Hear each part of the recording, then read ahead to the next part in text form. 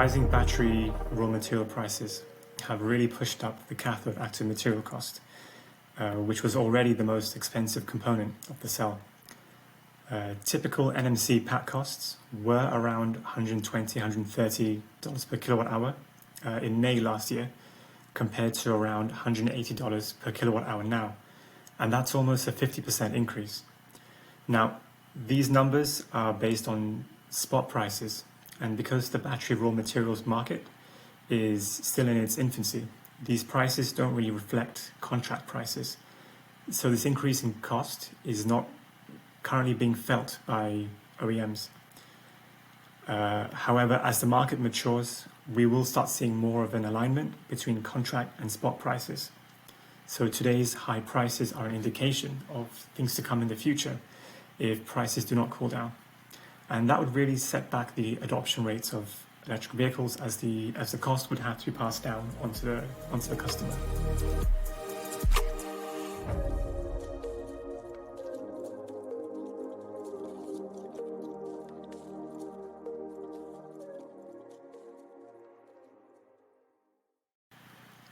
I think the latest market trend has really shaken up the long-term strategies of electric vehicle OEMs and battery manufacturers.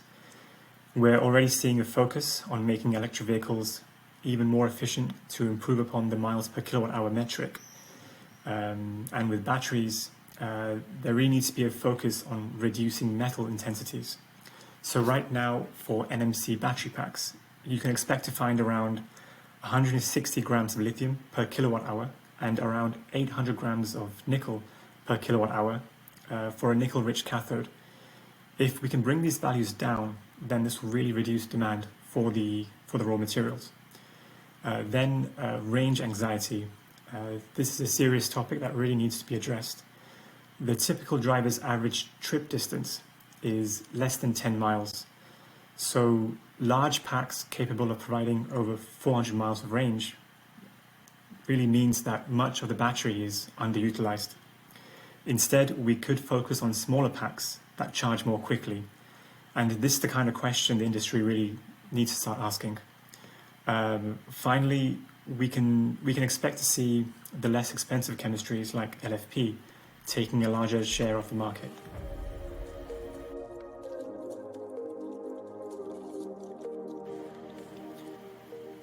In the past, LFP was only really widely employed in China. It has a low energy density and performs poorly in colder conditions, and it's also more difficult to measure the state of charge. But today, its cost is too low to ignore, and it doesn't invite the ESG concerns surrounding nickel and specifically cobalt.